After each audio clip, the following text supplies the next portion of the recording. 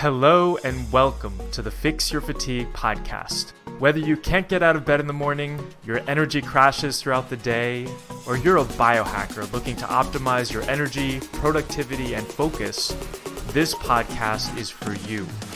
I am Dr. Evan Hirsch, and I will be your host on your journey to resolving fatigue and optimizing your energy. And we'll be interviewing some of the top leaders in the world on fatigue resolution. Welcome.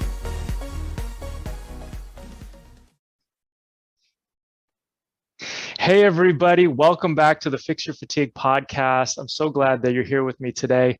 Today we're going to be talking with my friend James Barry about this cool new thing that he has created. I don't know how new it is, but I'm really digging it on my food and we're going to be talking more about it. But first, let's learn about James.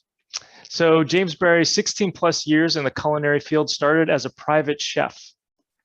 His inauguration into restaurant-style cooking came later when he was the vegan-vegetarian chef on the Vans Warped Tour, which traveled to 50 North American cities in 60 days, which is interesting because of this product we're going to be talking about today.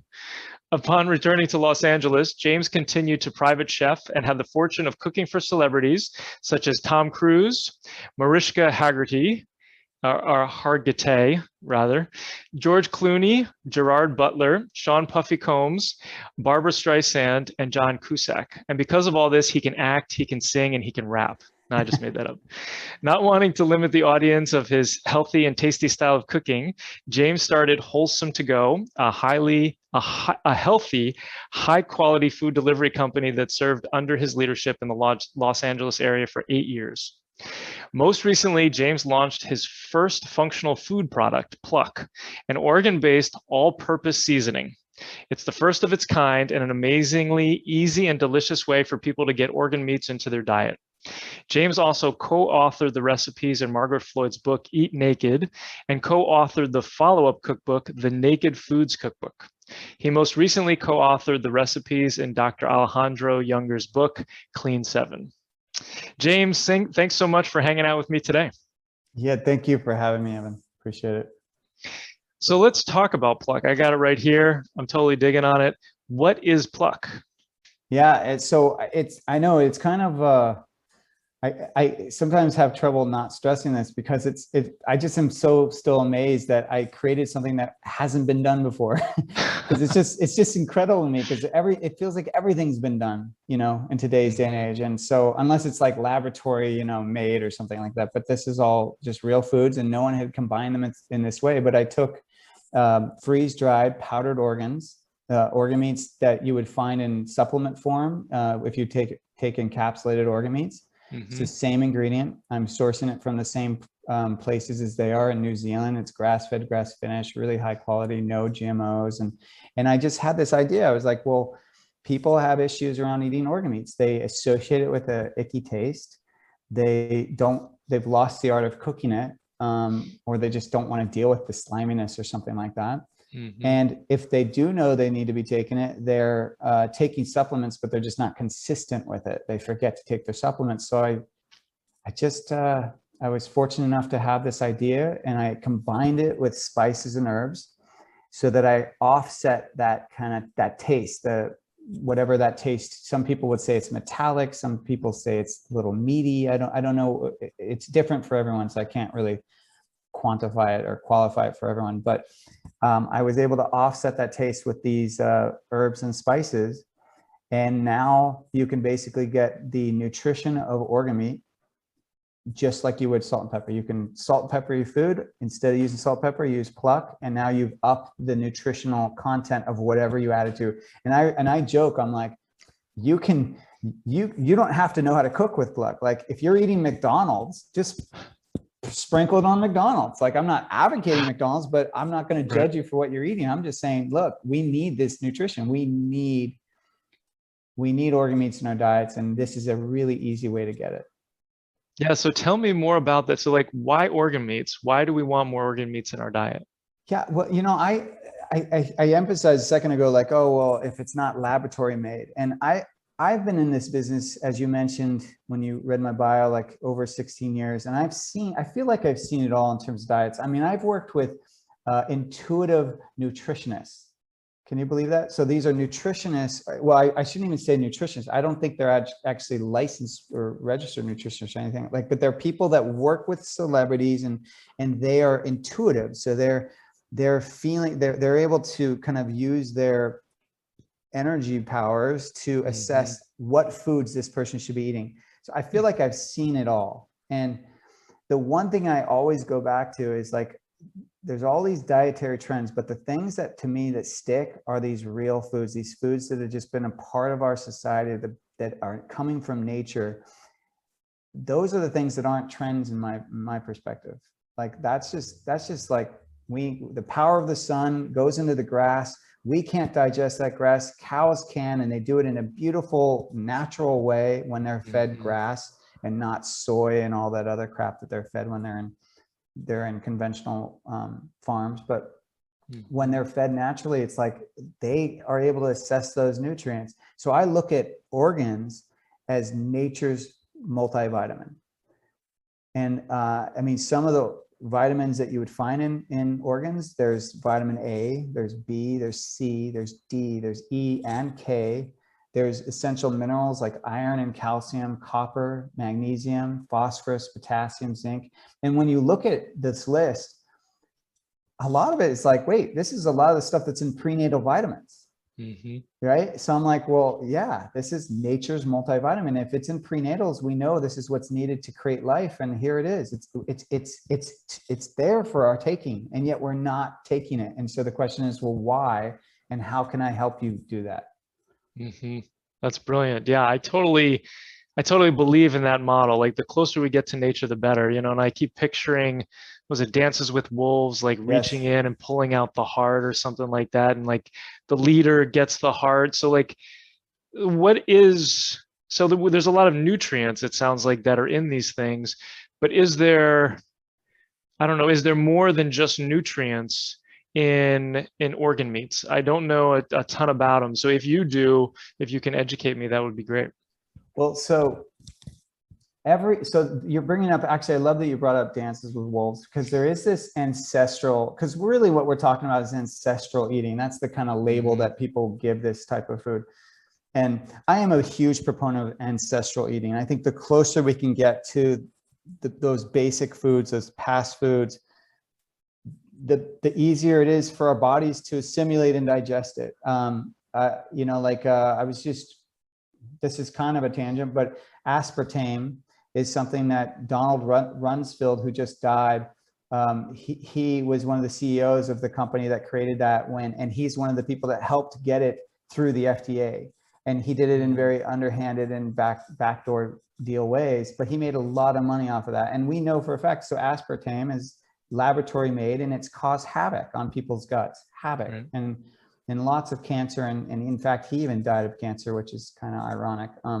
But when you think of, like, when I think of laboratory foods, I get scared. I really get scared, because it's like, well, they're not tested. We don't know. We don't know.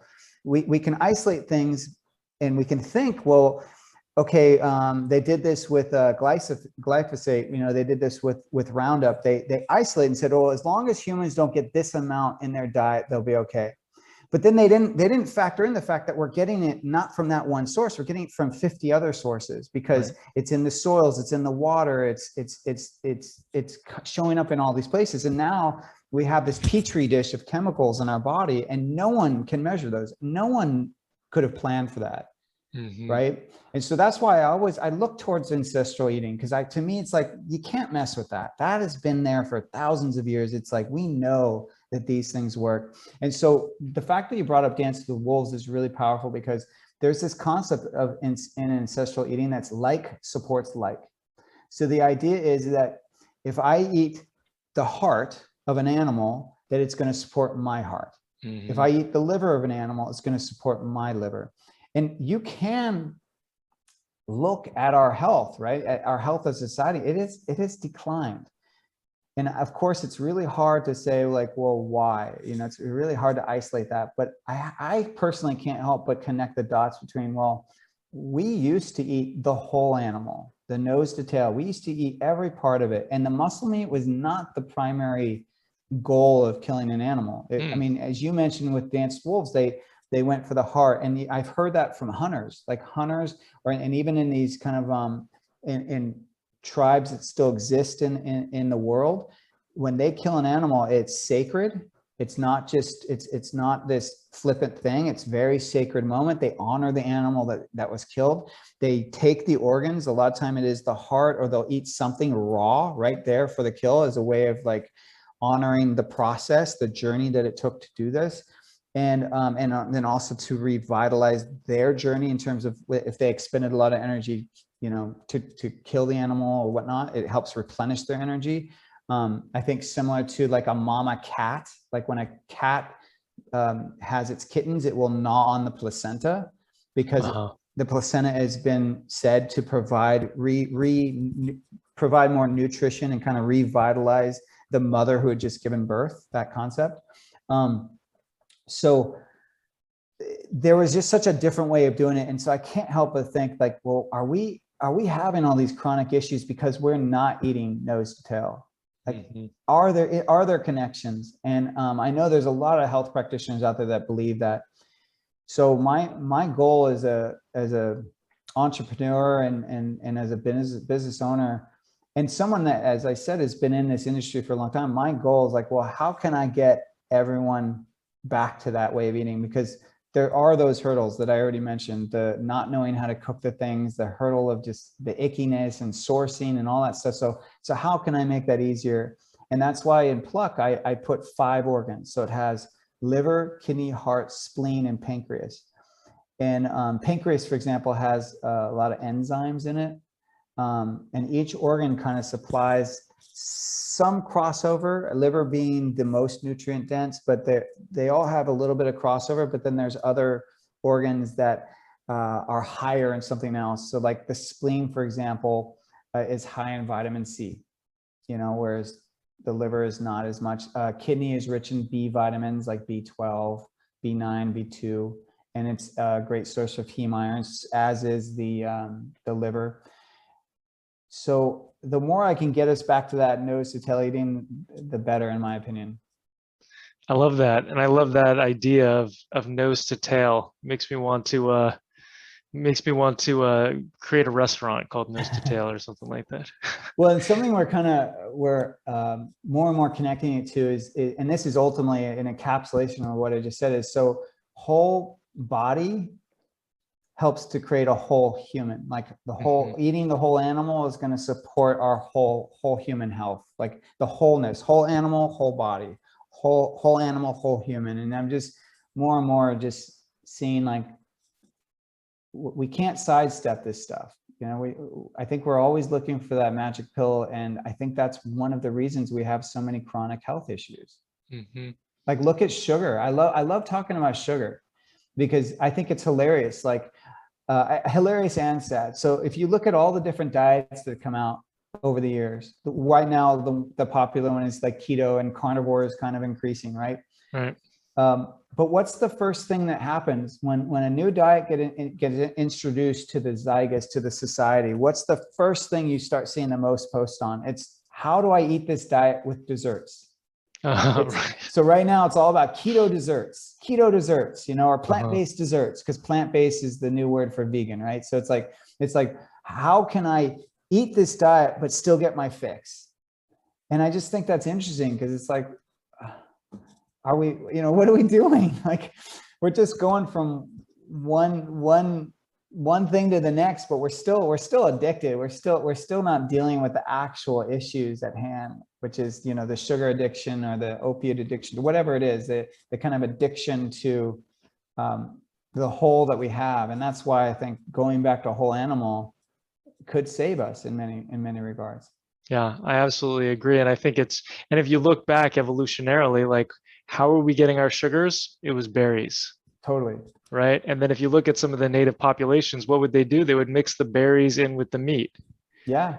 Right. And they'd preserve them or whatever. Yeah. Have you ever had, there's a name for that. I'm skipping on the name right now. And it's funny. I was just talking about the other day where you take the meat. So you take meat, you could take ground meat, you dry it, you air dry it and then, or dehydrate it. And then you can combine it with other dehydrated things and you make basically like a cake out of it. So it's all dried, it's still raw in a sense, but you make a cake out of it. And that's how they did it back in the past. And gosh, I wish I could remember the name. I know someone who's going to be listening to this is going to be screaming at the screen going like, it's this. But I just, I'm just skipping on the name. Yeah, I think so. There's the Tonka bites. And they think they combine bison with a number of different, maybe it's cranberries. I can't remember, but it's pemmican. Is that what it's called? Yeah. Pemmican, that's what it's called. I just remembered. So pemmican, it's a paste of dried and pounded meat mixed with melted fat. So it's equal parts dried meat and fat, not dried fat, but fat, and it preserves it. And they found pemmican.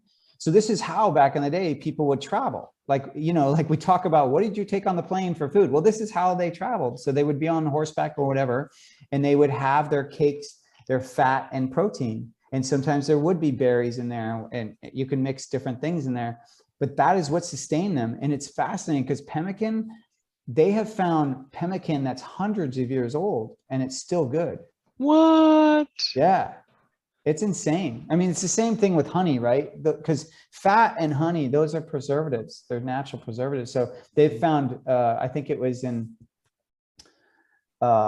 Egyptian tombs, they found honey or something that was also still good. I mean, so this is real food, man. It's like, it doesn't disappoint. It either naturally goes bad, which is a good thing, or it preserves forever, and you don't need all these other kind of things. So it's incredible when you look at how when you harness the power of the human body and you combine it with these powerful foods, these real natural foods, these powerful, godly foods, whatever you want to call it, we equal greatness. I mean, it's just amazing. But it's when we contradict these things, when we try to outsmart the food and outsmart the body, I think that's where we go wrong. Right. Yeah. What do other carnivores do? They eat the whole animal. They do. Right? There's a reason for that. They're not spitting out certain parts, certain organs that they don't want, right? No, I mean, and if you don't, you could get severely nutrient deficient. I mean, because you can't get all the nutrients you need from just the muscle meat. You just can't. Mm-hmm. Yeah, and one of the things that I really like about the product is how clean it is. Organic, free range, because it's really important with some of these filtering organs like liver and kidney, right? That if they're not living a healthy life, if they have a lot of exposures, then potentially you're eating that. So take me through that process. Why was that important to you? Yeah, sourcing of anytime you look at animals, you really need to think about how you're sourcing, because it's there is a myth that people think that the organs are also where we store the toxins. So the organs are the filtration for this toxins, but actually the storage place is the fat of the animal. Right. So either way, it doesn't matter. Okay, even what I just said, it doesn't truly matter in terms of sourcing. You got to think of the whole animal. Like, how is this animal being fed? What is it being fed? What is the environment it's living in? Is it a stressful environment? Because even stress is going to affect what's in the meat, the hormones that are in the meat. And so when you are, I always emphasize focus on those qualities. So if you're going to spend your dollars on anything, and you are an omnivore, spend it on meat, like buy the highest quality meat, because that to me is going to be kind of the thing that moves your health meter better than if you spend it on, I don't even know what else, like on some contraption, or if you're so worried about, organic vegetables. I think it's important to get organic vegetables even nowadays, but I would still put more emphasis on the meat, the quality of it. But to your point, if the animal is not healthy, the organs then are not working properly. And so then they do become a storage and or a toxic burden on that animal. This is a fascinating fact. So chickens, for example, in our nation, in the US, chickens are sourced from only a handful of companies basically control the chicken. They're called the chicken mafia. They basically control how chickens are done. And so the breed of chicken there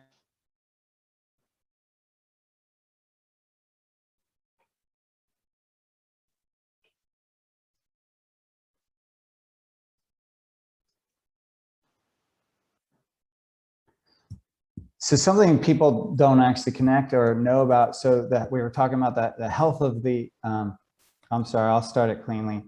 So a lot of people don't know this about chickens. So chickens, the breed of the chicken is controlled by the chicken mafia, they call it. So it's like 7 or 9 companies, like, you know, the big company, chicken companies out there. They control what chickens are available to people. And these chickens, though, are bred to get really large quickly on certain food. They're breast heavy, so they don't have a lot of dark meat. Mm-hmm. And they don't, because of this, because they're bred to grow really quickly, they also don't have a lot of nutrition and or flavor to it, because flavor equals nutrition typically in food.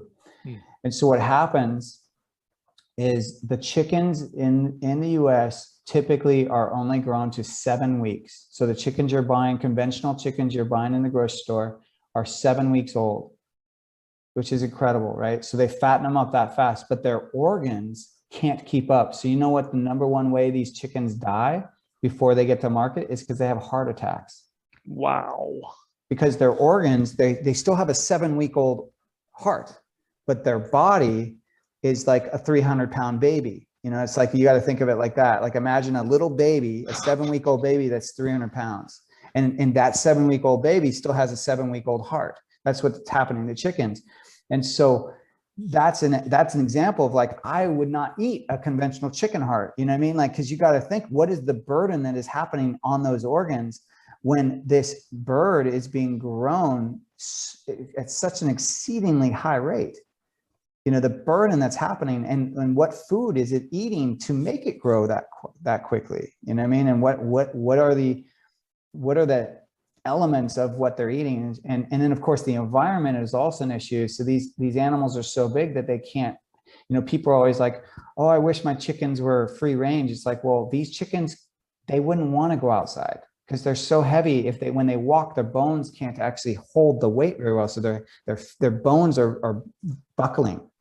And so a lot of them prefer to be in the shade of these sheds that they keep them indoors in the cool air. They don't want to go outside. So a lot of them wouldn't choose to go outside if you gave them that option. But that's this specific type of conventional chicken I'm referring to. But either way, I think it answers that question of, like, yeah, you have to think about the quality of this animal. Like, if this animal is not, like, you know, we were talking about like supports like in terms of organs. Well, I say the same thing about the animal. The health of the animal equals your health. Just look at it like that. If the animal's not healthy, you're not going to be healthy. And that's just done. Conversation over. You know what I mean? Yeah, I see. What's interesting is that people will react to the foods that the animals that they're eating have been fed. Yeah. So they have to be very careful. I know that, yeah, I've seen it time and time again with clients and patients over the years, where they'll say, you know, if I got to get my cow over here because of the feed that they're getting doesn't work over here if they're buying locally or whatever it is. So I think that's such an important part of this, because whatever they're eating and whatever their environment is, pesticides or whatnot, are getting inside every single aspect, every single cell, right? Whether it's the organs or the meat or whatever. And so it's so much more important to source. And so then you source from New Zealand bovine, is that right? Yeah, so New Zealand is an island. One of their huge imports, or I should say exports, one of the huge exports is their cow, you know, the animal. They've created a whole economy around the organs, around the meat, around the dairy. I mean, so they utilize the whole animal, and so they are their industry is very hell-bent on making sure that it's a contained and controlled environment. So they don't do GMOs. They're able to actually So when we say grass-fed, all cows are grass-fed. I mean, this is something a lot of people don't understand. Every cow, whether it's conventional or not, is grass-fed. The key is, are they grass-finished, and is it green grass? Because most areas in the world, they can't grow grass, you know, year round. You know, the grass has a harvest time, and so that means it's green during part of the year, and then the rest of the time they're having to subsidize the grass. It's not green, it's, you know, it's hay basically, and then they're having to subsidize it with other stuff, and then a lot of times that's corn or soy or something like that. And that's not true in New Zealand. New Zealand, they actually can have the grass year round. So when most of the supplements in the US are being purchased from New Zealand, of organ meats, are being purchased from New Zealand. And that's also something I'm hoping to change with my companies. I'm really trying to establish a more domestic supply chain of organ meat here, because we have farms in the US that they're doing it right. They're doing it well. They're raising these animals correctly, but we don't have a supply chain to get their organs. One of the issues is that a lot of the slaughterhouses in the US, the meat processing companies, they won't even allow the rancher who brings their cow there to get all the organs. Like in New Zealand, they're utilizing everything. And I'm not saying that the conventional or these slaughterhouses are not utilizing everything. They are utilizing everything. They're incredibly efficient. They're just not utilizing everything for human consumption. They're using it for pet food, or they're using it to refeed the animals. Like a lot of, this, what is it? The cow, what they call mad cow disease. I mean, that came about because they were taking the leftovers of these sick animals. So when an animal would die, they would break it down, and they would take sometimes the different organ meats and different things like that, different parts of the animal, and they would refeed it to healthy animals, and then they would all get sick. So there were, it's not that the system doesn't exist here, it's just not being used for human consumption. And that's something I'd really like to try to change. Yeah, and so is there a specific way that the animal needs to be killed in order to preserve the organs appropriately? That's a good question. I mean, I know that of course there's kosher way, kosher is interesting because a lot of people think kosher equals healthy, and it does. It's specifically what you said. It's just the way the animal's killed. They don't let it, they let the blood drain. And of course, also there's a rabbi there to oversee it. But it doesn't have anything to do with how the animal was fed, how it was raised, the environment that it existed in before it got there. I think for the organs, as far as I know, it just has to be done quickly. Like they have to be processed in a way. And the key with any animal, and I mentioned this a little while ago, but I didn't really go into it, which is the stress of the animal. Like Temple Grandin, she was the one that revolutionized the cow industry. How cows were killed, basically, because she recognized that when you have it where the cow just is stressed out and going to be slaughtered, we now know that the hormones that come up from that fight or flight hormones, they actually change the chemistry of the meat, like the nutritional load of the meat. So she's the one that devised a more humane way of getting animals to slaughter. And I've talked to a bunch of small farmers, and like Joel Salatin of Polyface Farms, he'll say, like, these animals, like he'll talk about his pigs or something like that. He'll say, like, these pigs lead amazing lives, they just have one bad day. And this is kind of an interesting point, because I have to bring this up because I love that you talked about it, is that you were talking about what these animals are fed, like the environment they're being raised, that we have to think about that's whatever they're eating is that's going into their meat, right? And I found this so fascinating because a friend of mine who lives in Virginia, a lot of times we think, well, if we get wild game, it's going to be healthier. Like a lot of people say, like, okay, the cow industry is tainted, and you can only get it from a healthy place, small ranches that are doing it right, but it's really expensive. So I sometimes just buy venison, or I go hunting and I go kill the animals myself, right? But he made this point of, like, what do you think those venison, like, what do you think the deer and the venison out there are eating? When hunters find them, well, they're eating the environment that you are hunting them in. And he was like, in Virginia, that's GMO crops, that's cornfields, and all these soy fields, that's all these areas that's the deer are eating the foods that we're trying to not eat. Like the point you made a second ago, like they're eating the thing that you don't want to get in your diet, the GMO crops, and that is what they're eating. And so even if it's venison or deer, you still have to be thinking about it.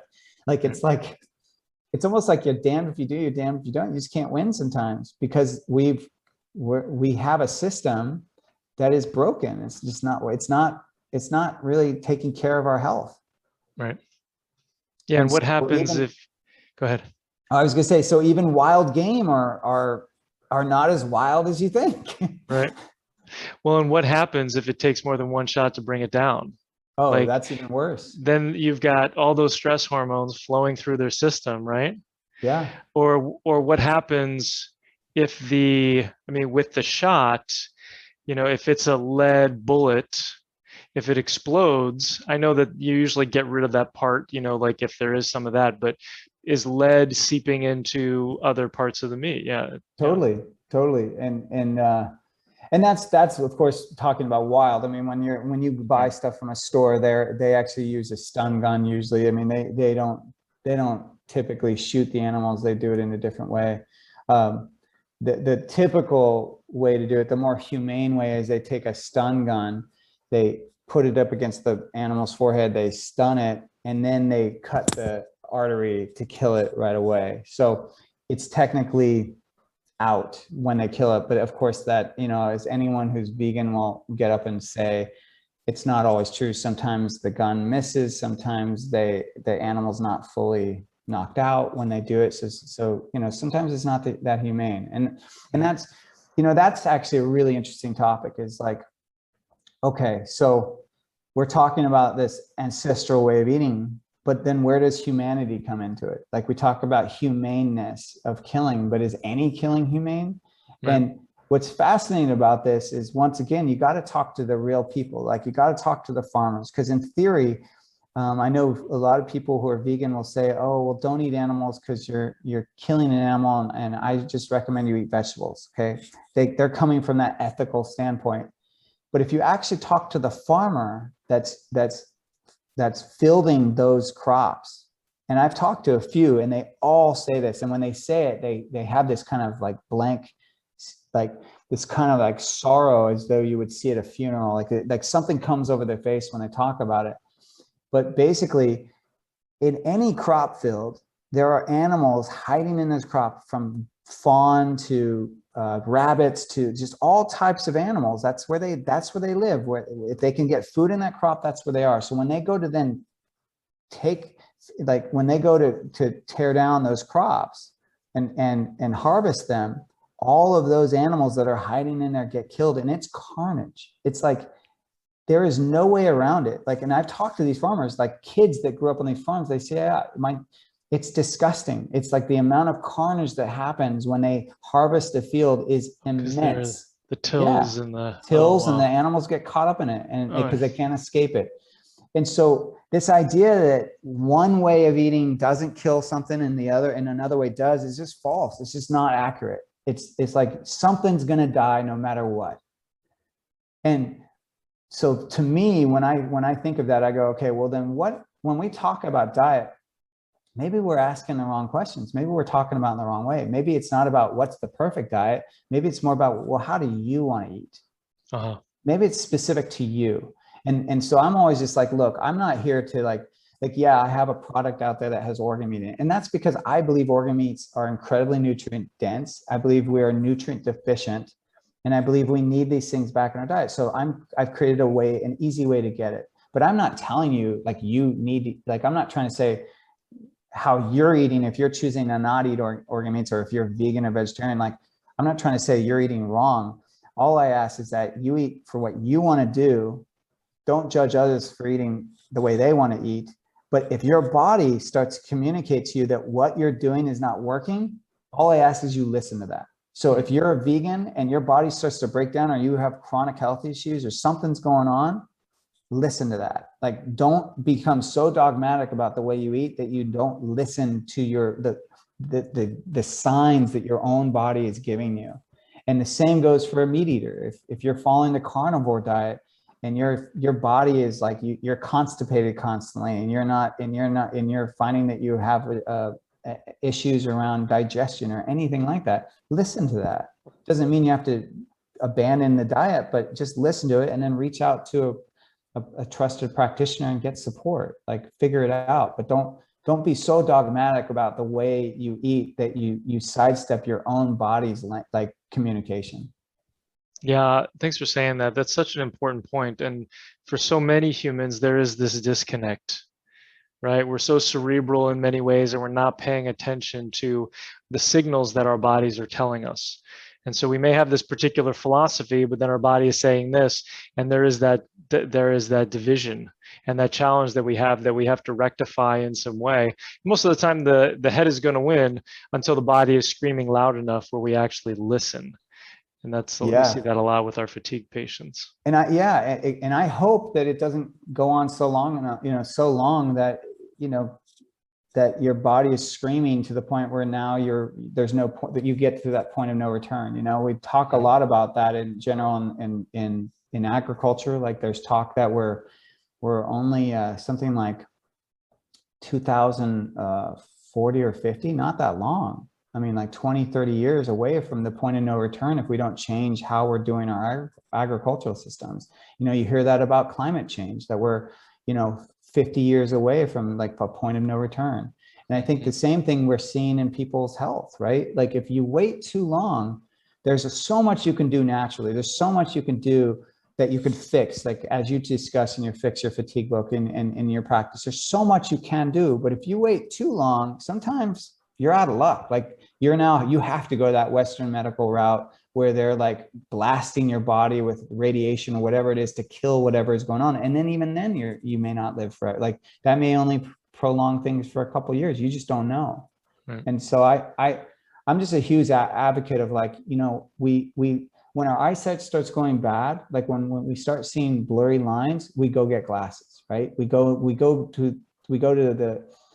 get our eyes checked. Well, I believe the same thing should be happening annually with getting blood tests, getting our hormones checked. Like we should be checking our health before there's a fire. Like if there's smoke, like you know that you need to get checked. Like don't wait for the fire, Yeah, that's a really good point. And there are some markers out there, but there's a lot that we still don't know about, prevention and whatnot. So we have to err on the side of what you're saying. Like we have to be eating organic as much as possible, free range as much as possible, pesticide free as much as possible, decrease the crap out of our body and put in the good stuff. And not just in our bodies, but also into our minds, putting, like, let's stay away from negative thinking and news and all these other things, let's get back to gratitude. So no matter what it is, we have to be moving in that direction at all times. Absolutely. And the more you can incorporate any of it and all of it, the better off. Like something I'm really an advocate of is morning routines, like waking up same time every day so your body acclimates to the time, meditating when I wake up, writing, like doing these things that are going to help us with those kind of big pillars, stress, sleep, nutrition, and exercise, anything that's going to help those. Yeah, I totally agree. Well, this has been amazing, James. Thanks so much for joining me here today. And everybody, you're going to check the links below. There's going to be a discount there. You have $10 off with the code that you see below. Oh, 10% off. I got to stress 10%. Thank you. 10% off. Sorry, I misspoke. 10% off. I wish I could get $10 off, but that would be like, oh, I'd be losing money. Thanks for correcting me. So 10% off, click on the link below, go check it out. I've been putting it on salads. You can put it on so many different things and it's super tasty. So thanks so much for joining me here today, James. Thank you, and take care. I hope you learned something on today's podcast. If you did, please share it with your friends and family and leave us a 5-star review on iTunes. It's really helpful for getting this information out to more fatigued people who desperately need it. Sharing all the experts I know and love and the powerful tips I have on fatigue is one of my absolute favorite things to do. If you'd like more information, please sign up for my newsletter, where I share all important facts and information about fatigue, from the foods and supplements to the programs and products that I use personally and recommend to others so that they can live their best lives. Just go to fixyourfatigue.com/newsletter to sign up and I will send you this great information. Thanks for being part of my community.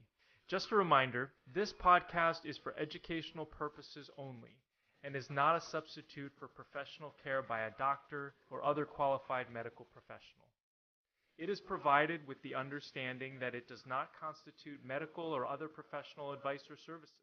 If you're looking for help with your fatigue, you can visit my website and work with us at fixyourfatigue.com. And remember, it's important that you have someone in your corner who is a credentialed healthcare professional to help you make changes. This is very important, especially when it comes to your health. Thanks for listening, and have an amazing day.